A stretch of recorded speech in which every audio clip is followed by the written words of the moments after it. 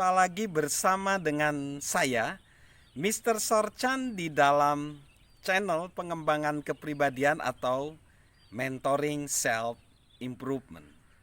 Pada saat ini kita akan berbicara bagaimana kita bisa menjadi konektor yang unggul.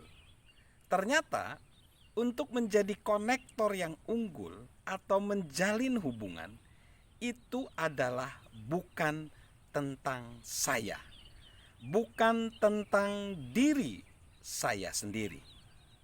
Ada suatu pengalaman yang diceritakan ketika seseorang hendak memberikan hadiah terbesar kepada istrinya untuk mengunjungi satu tempat wisata di Peru yang terkenal, yaitu Machu Picchu di negara Peru.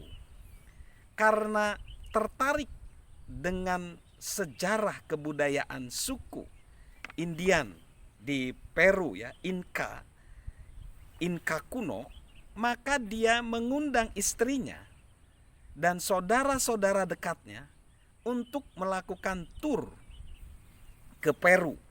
Mereka memesan juga satu hotel yang asalnya dari biara kuno yang bagus sekali di Cusco nama tempatnya, dan mereka memesan juga kereta api yang mewah yang bernama Orion Express menuju ke tempat yang dinamakan salah satu 7 keajaiban dunia, yaitu Machu Picchu. Ketika mereka tiba di sana, mereka dipandu oleh seseorang pemandu tur, yaitu Carlos. Tapi sayangnya di awal mereka menikmati daripada tur itu, tetapi rupanya Carlos adalah pemandu tur yang hanya ingin memaksakan agendanya sendiri.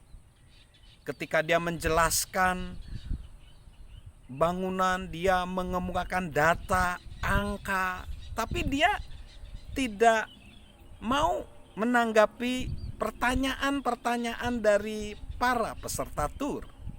Bahkan dia juga ketika ada peserta tur yang ingin mengabadikan dengan foto, dia memaksakan agenda dia, dan akhirnya beberapa hari kemudian Carlos kehilangan orang-orangnya, dan orang-orang hanya kumpul kalau sore aja menjelang pulang. Carlos hanya sibuk dengan agendanya sendiri dan gak peduli sama orang lain.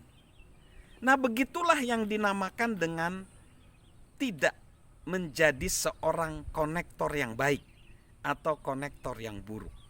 Sebenarnya kalau kita ingin menjadi konektor yang unggul, kita diharapkan atau diharuskan sebenarnya untuk mengubah fokus kita bukan pada diri kita sendiri, bukan pada saya, tetapi pada orang lain. Nah, hambatan apa yang terjadi kalau kita ingin menjadi konektor yang unggul? Yaitu hambatan tentang ego. Nah, ego, ya. Jadi ego itu adalah hambatan yang terbesar. Nah, ego ini adalah masalah yang seringkali dimiliki oleh setiap orang, ya. Dan ada satu surat sebenarnya yang diceritakan di sebuah buku, The Empower Communicator oleh Calvin Miller. Buku ini menceritakan surat tentang dari pendengar kepada para pembicara publik, ya, yaitu gini. Pembicara terkasih, ego Anda telah menjadi tembok di antara diri Anda dengan saya. Anda tidak benar-benar peduli dengan saya, bukan? Anda lebih peduli bagi keberhasilan pidato Anda. Pada apakah Anda melakukan pekerjaan dengan baik atau tidak? Anda benar-benar takut jika saya tidak bertepuk tangan, bukan?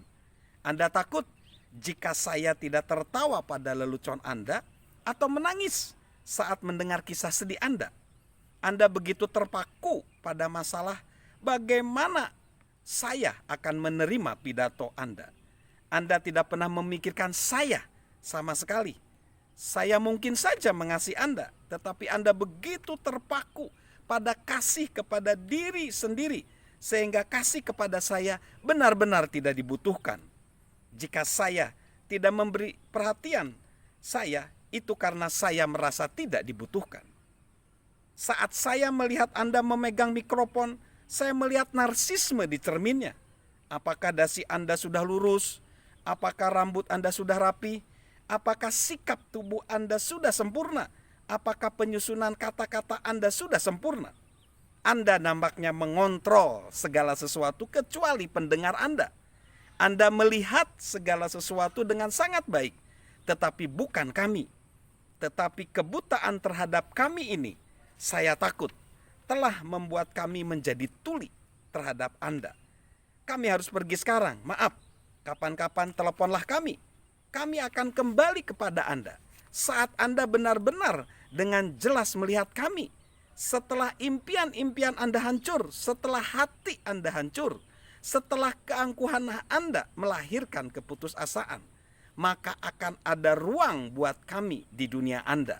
Maka Anda tidak akan peduli jika kami bertepuk tangan untuk kepindaran Anda dan Anda menjadi satu di antara kami. Maka Anda akan menghancurkan tembok ego dan menggunakan batu-batu untuk membangun jembatan hubungan kasih. Kami akan menemui Anda di jembatan itu. Saat itulah kami akan mendengarkan Anda. Semua pembicara disambut dengan sukacita saat mereka menjangkau pendengarnya dengan pengertian. Salam dari pendengar Anda. Luar biasa surat itu.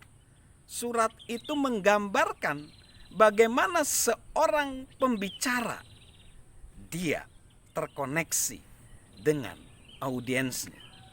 Jadi ego adalah musuh daripada seorang konektor yang unggul. Lalu apa lagi? Yaitu ketidakdewasaan. Itu juga menjadi musuh. Musuh daripada bagaimana orang terkoneksi dengan orang lain. Ketidakdewasaan itu digambarkan seperti anak kecil. Dan saya akan membacakan lagi mengenai anak kecil yang tidak dewasa ya. Seorang balita, anak berumur di bawah 5 tahun. Tetapi ini dalam perspektif, yaitu judulnya hukum kepemilikan. Dilihat dari sudut pandang seorang anak oleh Michael V. Fernandez.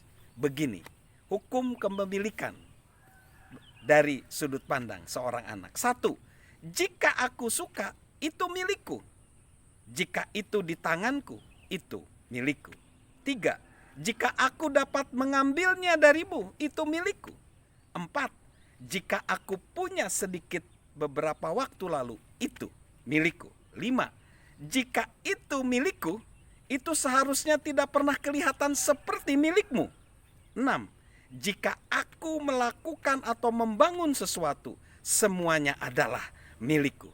7. Jika itu mirip milikku, itu milikku. 8. Jika aku yang pertama melihatnya, itu milikku. 9. Jika aku dapat melihatnya, itu milikku. 10. Jika kupikir itu milikku, itu milikku. 11. Jika aku menginginkannya, itu milikku. 12. Jika aku membutuhkannya, itu milikku. 13. Jika aku mengatakan itu milikku, itu milikku. 14. Jika aku tidak menghentikanku saat aku bermain dengannya, itu milikku. 15. Jika engkau berkata kepadaku, aku dapat bermain dengannya, itu milikku. 16. Jika aku kecewa saat engkau mengambil dariku, itu milikku. 17. Jika aku kira dapat bermain dengannya lebih baik daripadamu, itu milikku. 18. Jika aku bermain dengan cukup lama, itu milikku. 19. Jika engkau sedang bermain dengan sesuatu dan engkau meletakkannya, itu milikku. 20. Jika sesuatu itu rusak, itu milikmu. Tanpa menunggu, semua ini adalah milikku. Jadi ketika seseorang tidak dewasa, ketika seseorang penuh dengan ego, maka itulah hambatan jalinan hubungan kita dengan orang lain. Salam konektor dari saya, Mr. Sorchan.